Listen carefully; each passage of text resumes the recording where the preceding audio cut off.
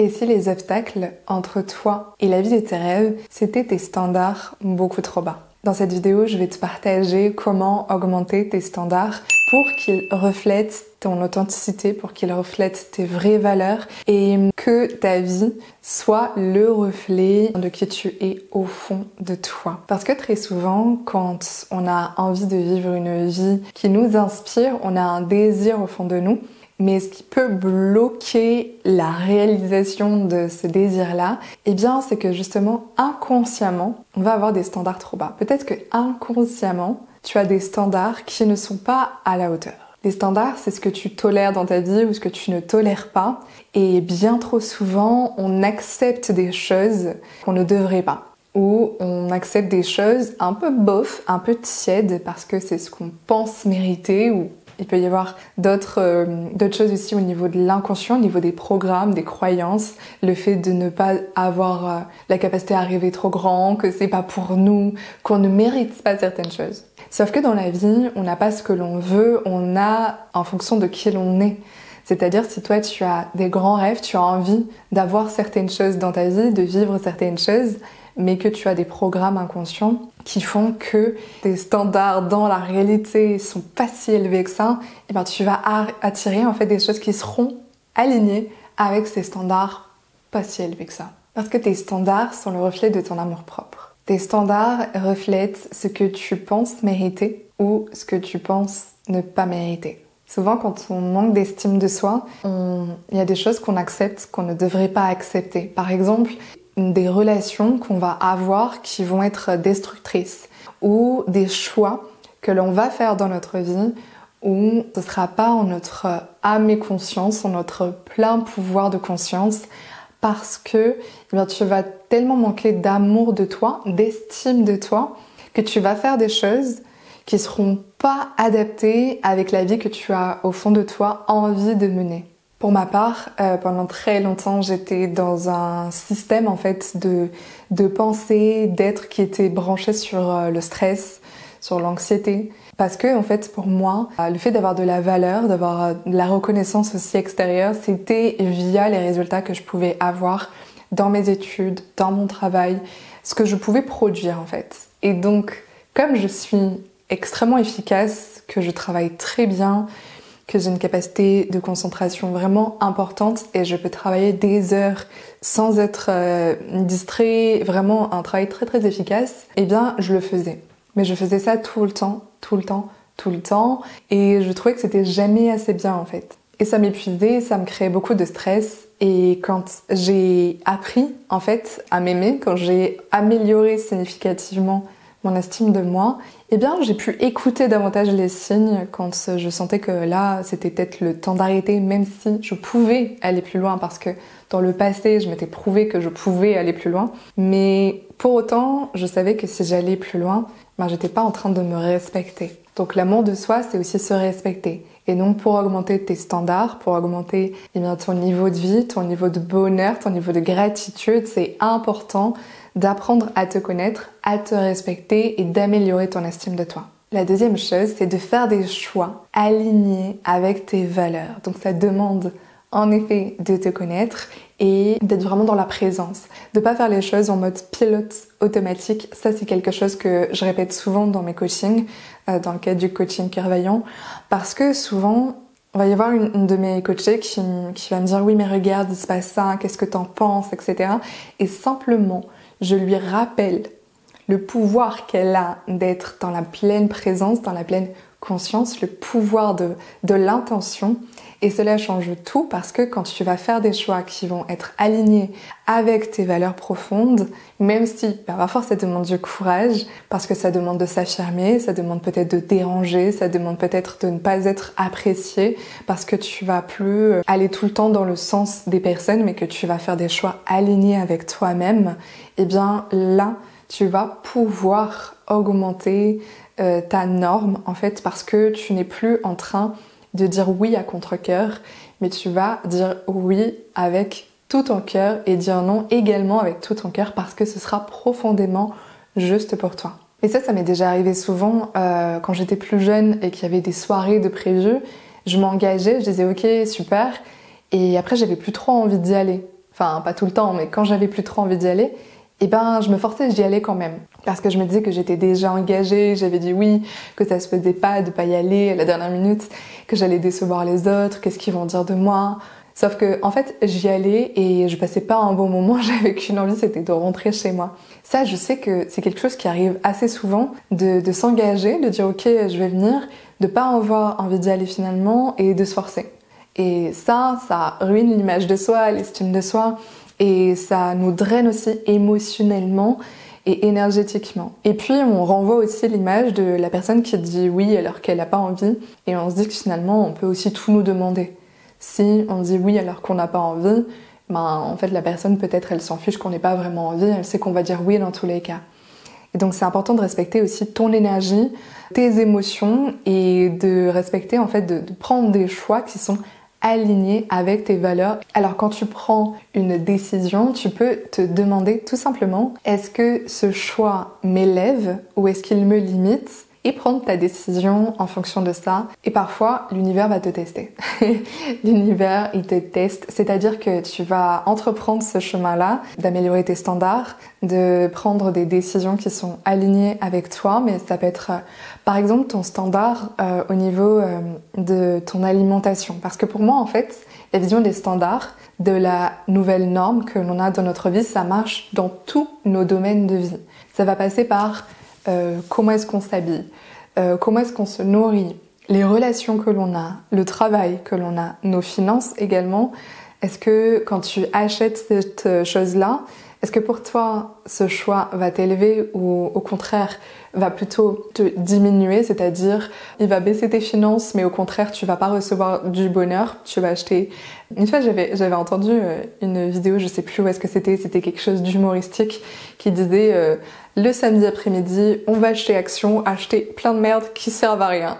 Mais ok, peut-être que chez Action c'est pas si cher que ça, mais il faut quand même sortir les sous, et si au final ça sert à rien, ça va juste encombrer ton intérieur, tu vas pas sentir de la satisfaction et tu auras perdu de l'argent. Donc même les petites cacailles qui coûtent pas si cher que ça, c'est aussi l'occasion de t'honorer et d'élever tes standards, parce que tu peux aller n'importe où dans un endroit qui coûte vraiment pas cher ou dans un endroit qui coûte cher. C'est quelle est ta décision. En fait, d'élever ses standards, d'élever ses normes, ça n'a rien à voir avec l'argent, avec le statut social, avec le travail, tout ça. En fait, non, ça a tout à voir en fait avec tes choix. Parce que tu t'aimes tellement que tu as envie d'avoir une vie waouh, t'as envie d'avoir une vie dans laquelle tu te sens rempli de gratitude, et tu sais que quand tu fais ça, tu t'honores, tu te respectes, tu reçois ça aussi en retour de la part des autres, parce que les autres nous traitent de la façon dont on se traite. Et donc c'est vraiment une question de choix, de décision pour ta vie. Et quand tu prends des décisions pour ta vie qui sont alignées avec ce que tu veux profondément et ce que tu sais que tu mérites aussi, tout change dans ta vie. Tes relations, ton corps, parce que tu vas t'honorer, tu vas aller faire du sport, tu vas aller marcher parce que tu vas manger des bonnes choses. Ok, on va parler encore d'achat.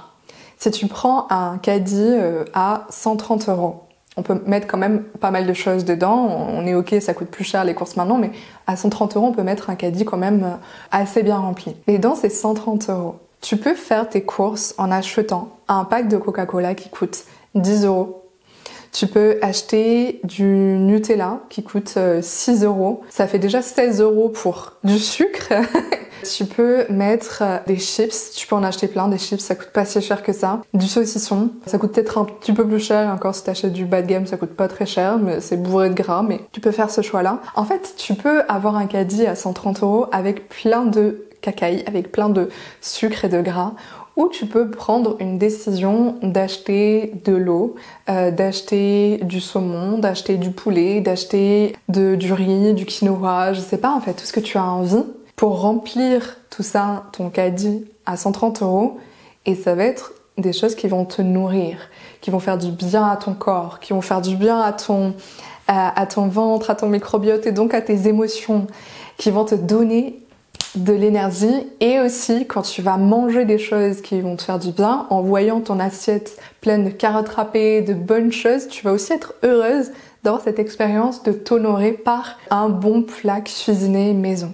Mais tu peux aussi, si tu as envie, acheter de quoi faire des lasagnes. J'adore les lasagnes maison. C'est pas une question de on mange que des carottes râpées et du poulet et c'est tout. C'est s'honorer. Je voulais aussi te partager ça. C'est les choix que tu vas prendre. Pour moi, mon choix, il doit être un choix basé sur du waouh. Ça doit être un choix. Si je me dis, par exemple, c'est ça qui m'a donné aussi l'idée de cette vidéo, donc je me dois de te partager cet exemple-là. Ce matin, j'avais rendez-vous chez le coiffeur. Ça faisait des années que j'y étais pas allée parce que chaque fois on me ratait mes coupes, donc je voulais plus y aller. Là, en fait, je voulais prendre soin de moi, je voulais prendre soin de mes cheveux, je voulais avoir une vraie coupe et pas juste moi qui me coupe les cheveux tout droit. Je voulais qu'il y ait, voilà, un peu de peps, je voulais du mouvement, je voulais me faire plaisir aussi. Et je voulais pas juste me couper les cheveux. Je voulais avoir l'expérience du coiffeur. Je voulais avoir vraiment un moment waouh que pour moi. Et c'est exactement ce que j'ai vécu parce que j'ai pris le temps de regarder les coiffeurs dans ma ville, de regarder les avis qu'ils avaient, de regarder les photos du salon. Et le coiffeur, en fait, il est tout seul. C'est son salon et il travaille tout seul. Ce qui fait que j'étais toute seule là-bas. C'était un peu comme... J'avais l'impression d'avoir privatisé le coiffeur, tu vois, et il y avait un siège avec les jambes qui s'allongent, qui était massant. Il m'a fait des petites papouilles dans les cheveux en me faisant aussi un soin qui m'a offert par la suite. Il m'a servi une petite tasse de café avec un chocolat. Tout était vraiment extraordinaire et le coiffeur en lui-même, c'était un amour. Vraiment, c'était une expérience extraordinaire et c'était ce que je voulais. Je voulais, oui, avoir un peu de peps dans mes cheveux, mais je voulais vivre une bonne expérience aussi. Et j'ai pris le temps de choisir ce coiffeur-là. Et j'ai pris le rendez-vous il y a 3 semaines ou 2 semaines et demie, et j'ai eu le rendez-vous ce matin. Donc j'ai été prête à attendre.